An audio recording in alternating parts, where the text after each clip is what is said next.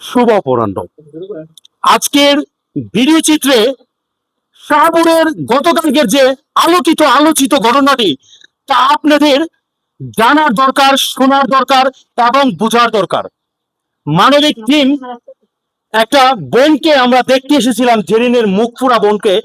তার সঙ্গে সঙ্গে আমরা চলে এসেছি এক ঘটনার তদন্তে, যে ঘটনাটি আপনাদের হৃদয় বিদারক, হৃদয়ে আপনাদের দাগা দিবে। আপনারা ইতিমধ্যে আরিফকে বলবো একটু ক্যামেরা ক্লোজ করার জন্য। আমরা দেখানোর চেষ্টা করতেছি একটি বাচ্চাকে, যে বাচ্চাটি গতকালকের জন্য এক বড় ধরনের ভাইরাল পোস্ট ছিল।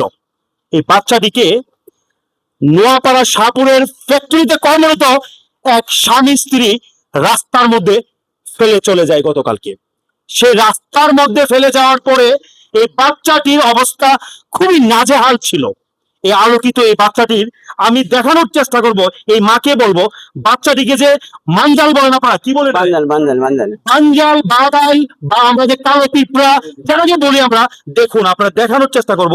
বাচ্চাটিকে যে ফালাই গেছে, তখন পিছন দিয়ে দেখুন বাচ্চাটিকে খেয়ে ফেলেছে। দেখুন দেখুন কিভাবে আক্রান্ত করে খাওয়ার চেষ্টা করেছিল একজন মানুষকে, একজন আমাদের এই আশরাফুল মাখলুকাত সৃষ্টির সেরাজীব এক মানুষকে আরেক মানুষ ফেলে দেওয়াতে এই বাদাইল এবং পিঁপড়া যা বানজাল খেয়ে দেখুন কি করতেছে।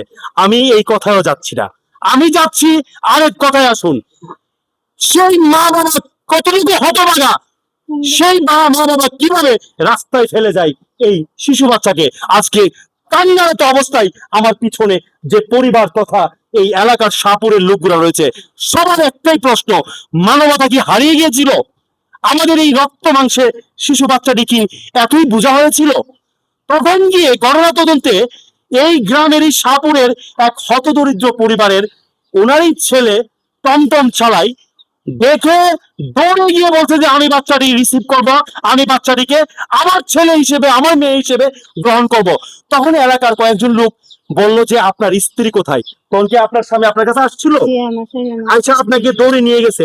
তখন গিয়ে আপনার কি বই প্রকাশ ছিল?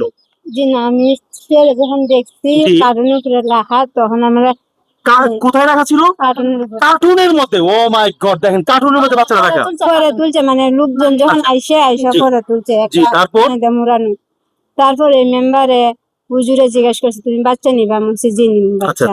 তো সে কিন্তু আমি যে কোনো হোক আমি সেই বাচ্চা নিব। আচ্ছা আচ্ছা, অসংখ্য ধন্যবাদ। মায়ের মুখে শুনেছেন যে কোনো মূল্যে এই বাচ্চা আমি নিব। এক হতদরিদ্র পরিবার ওই কুড়ে পাওয়া বাচ্চাটিকে গ্রহণ করেছেন। এখানে আমি এলাকার ভিত্তিক এখানে রয়েছেন প্রবীণ মুরব্বীরা সবাই। কেমন এই দৃশ্যটা আপনারা গতকালকে সাফার করছেন, দেখছেন? দেখছি তো ভালো। ওনারা যে নিয়েছে এটা কি ভালো কাজ করেছে? মানবতার চরম দৃষ্টান্তমূলক কাজ করেছে। কেমন লাগতেছে আপনাদের? এই খুব ভালো লাগতেছে। আর দাদা হিসেবে আপনার কেমন লাগতেছে? ভালো ভালো, আমি আমার মূল্যে আনছি। আচ্ছা, আপনারা শুনছি ধার্মিক ভাবে ছোটখাটো অনুষ্ঠানও করেছেন, নামও রেখেছেন। কি নাম রেখেছেন? অনুফা। মাশাআল্লাহ। এই অনুফাকে আমরা একটা কথাই বলবো, কখনো আমরা এই সমাজে এই ধরনের দৃশ্য বা চিত্র দেখতে চাই না। যে দৃশ্য রয়েছে, মা বাবা সেই সন্তানকে ফেলে রেখে যায়, আরেক অসহায় হতদরিদ্র ব্যক্তি সন্তানকে কুলে নেয়। আজকের এই আলোকিত দৃশ্য শাহপুরের, আমরা একটা কথাই বলবো, আসুন না ভাই, মানুষ মানুষের জন্য, মানবতার কল্যাণের জন্য দশে মিলে করি কাজ, হারে জিতে নাহিলাজ। মানবিক টিমের পক্ষ থেকে আলমাসকে একটা কথাই বলবো, আলমাস আজকের এই দৃশ্যের সাথে তোমার কতটুকু ভালো লাগতেছে এই বিষয়টা?